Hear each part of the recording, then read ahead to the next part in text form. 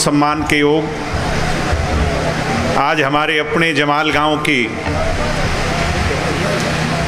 इस हरी भरी पंचायत में हरियाणा प्रदेश के ओजस्वी उप मुख्यमंत्री, आपके भाई, आपके बेटे, आपके लाडले आदरणीय दुष्यंत चौटाला जी, कुरुक्षेत्र से देश की सबसे बड़ी पंचायत के सदस्य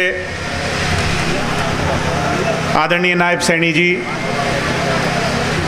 जेजेपी बीजेपी गठबंधन के संयुक्त रूप से प्रत्याशी,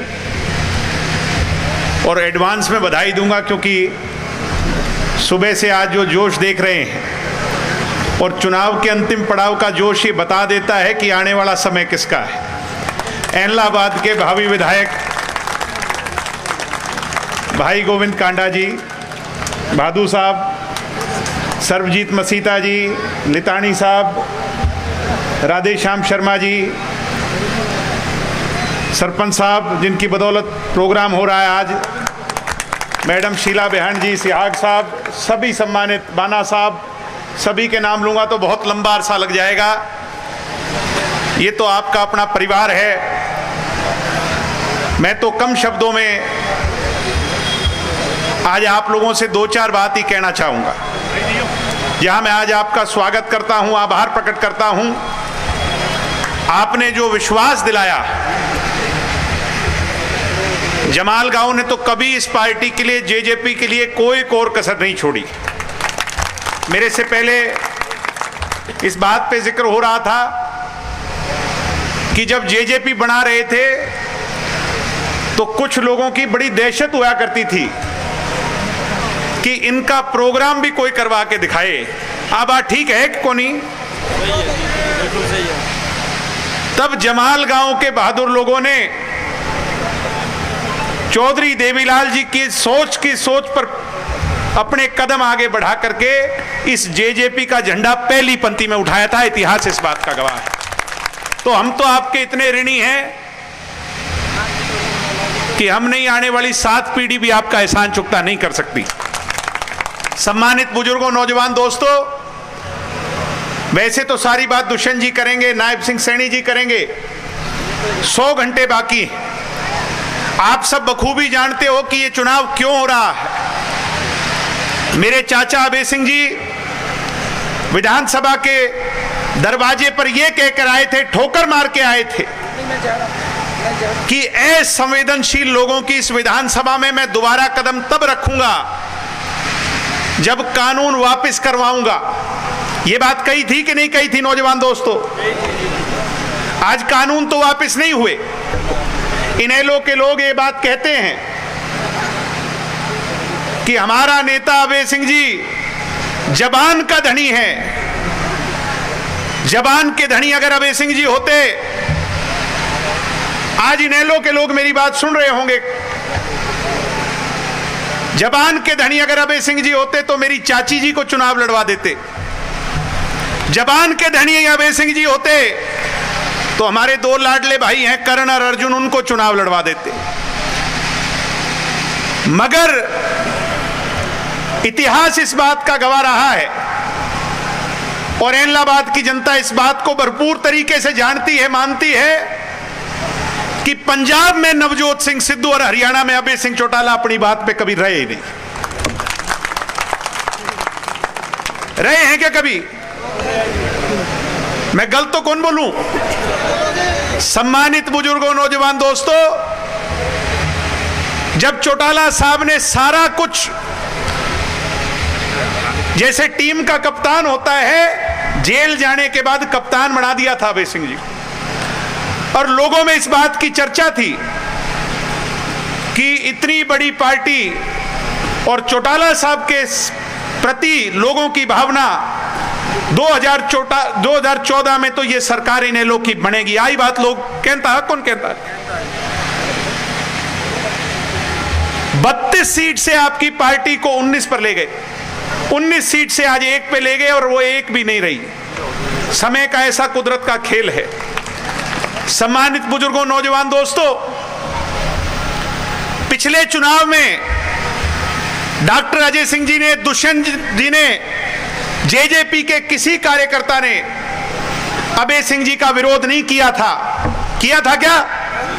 इसलिए नहीं किया था क्योंकि चौटाला साहब सामने बैठे थे और चौटाला साहब इस बात को कहते थे कि ये मेरा आखिरी चुनाव है भाई, और चौटाला साहब से प्यारा हमें कोई नहीं, उनसे आदरणीय हमारे लिए कोई नहीं। मगर आज उनकी बात को भी नीचा दिखा दिया कि नहीं दिखा दिया? दोबारा मैदान में आ गए और चौटाला साहब से वोट मंगवा रहे हैं। मैं तो आपसे एक बात कहूंगा, मन में तो इनेलो के कार्यकर्ता भी जानते हैं, ये जो तेजा खेड़ा वाली पुलिया है ना हमारी, इसको पार करने से पहले 10 बार फोन करके पूछेंगे भाई साहब का मूड कैसा है, बता दो। कोई कार्यकर्ता जाएगा तो उसको अपमान सहना पड़ेगा, किसी को बुरी भाषा सहनी पड़ेगी, पता नहीं क्या क्या सहना पड़ेगा। अरे एक भाई साहब नहीं, वो भाई साहब तो छोड़ो, कई भाई साहब और हमारे इलाहाबाद में हो गए। पहले उनकी हाजिरी मारो और फिर भाई साहब की हाजिरी मारो और फिर मूड का पता लगाओ। पीछे से क्या कह दिया? कांग्रेस के कैंडिडेट के बारे में, पवन जी के बारे में ये कह दिया भी पवन तो मेरे साथ कब्जा धब्जा करके पैसे कमाने वाला आदमी है। आई बात कही ही कौन कही? क्या ये बात कहने की है क्या? इसका मतलब ये तय है कि कब्जे करवाने में पवन जी से ज्यादा आपका योगदान रहा। अब आज तुम नौजवान ये फैसला करो मेरे भाइयों, नौजवान भविष्य आप हरियाणा का हो, कि आप बदलाव की बात करते हो, विकास की बात करते हो, एजुकेशन की बात करते हो, मेडिकल की बात करते हो, आप स्पोर्ट्स की बात करते हो। मैं गाड़ी में था, दुष्यंत जी को दोनों नौजवान कहने लगे कि हमारा स्टेडियम बनवा दियो। दुष्यंत जी ने कहा निश्चित तौर पर मैं नोट कर लेता हूं, इस इलेक्शन के बाद तुम्हारे गांव का स्टेडियम मैं बनवाऊंगा। आप ये स्टेडियम बनवाना चाहते हो, विकास करवाना चाहते हो, या कब्जा धब्जा करवाना चाहते हो? आज इस बात का फैसला करके जाइयो इस सभा से।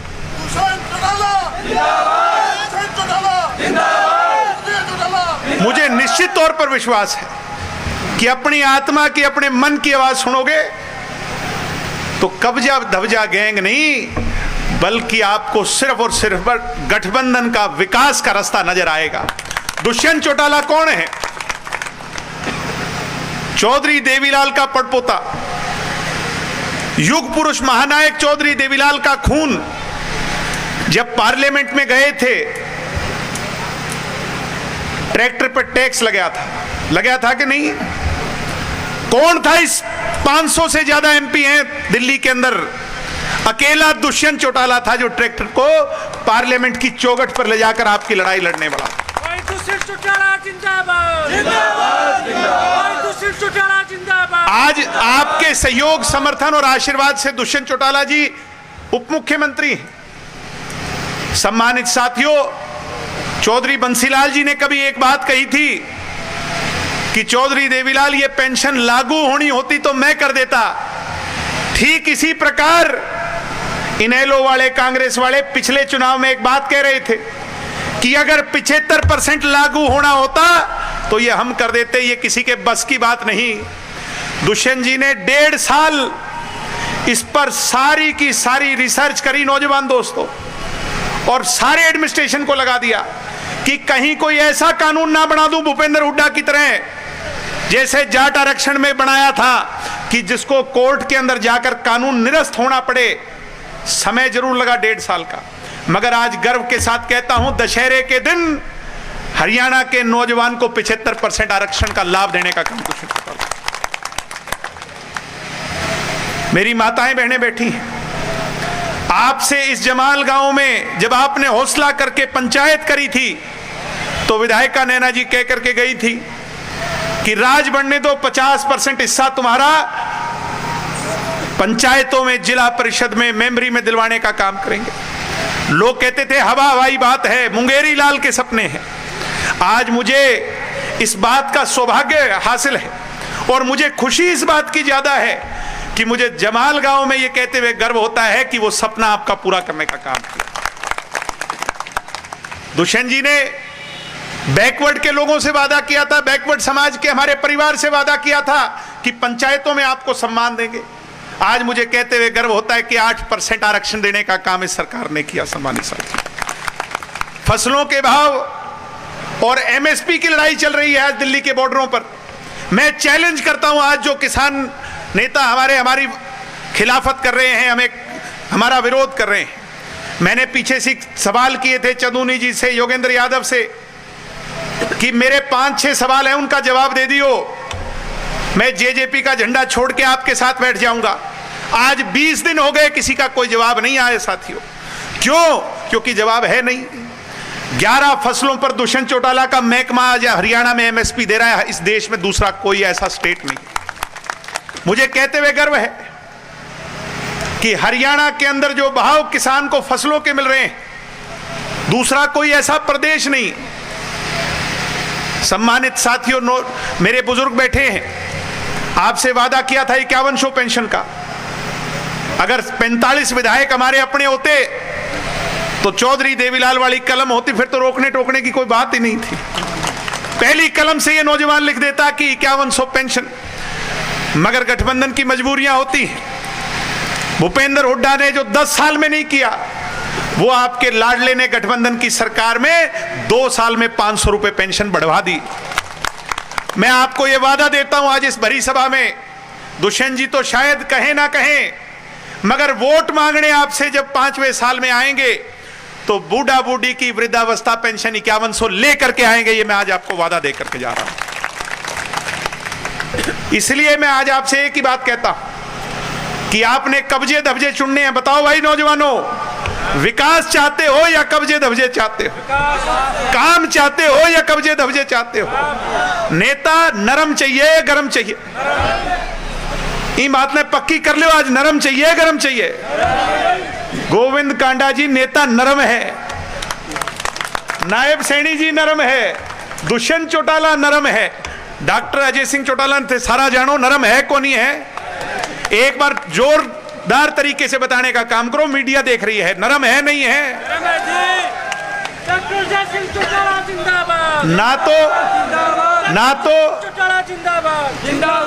तो गोविंद जी से पूछने की जरूरत,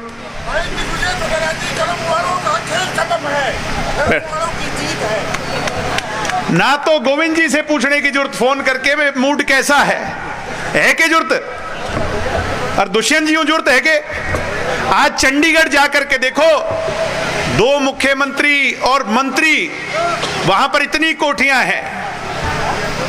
आज हरियाणा के उप मुख्यमंत्री दुष्यंत चौटाला की कोठी पर सैकड़ों लोग उम्मीद लेकर के जाते हैं और दुष्यंत से वो सम्मान मिलता है। सम्मानित बुजुर्गों, नौजवान दोस्तों, आपका तो अपना लाडला है, आज उप मुख्यमंत्री के पद पर है।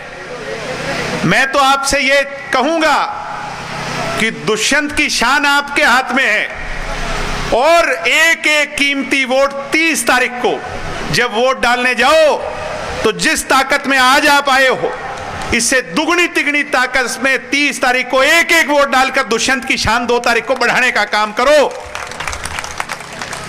आप इतनी संख्या में आए, आपने मेरी बात सुनी, मुझे इस लायक समझा। आप सबका बहुत बहुत धन्यवाद। जय हिंद।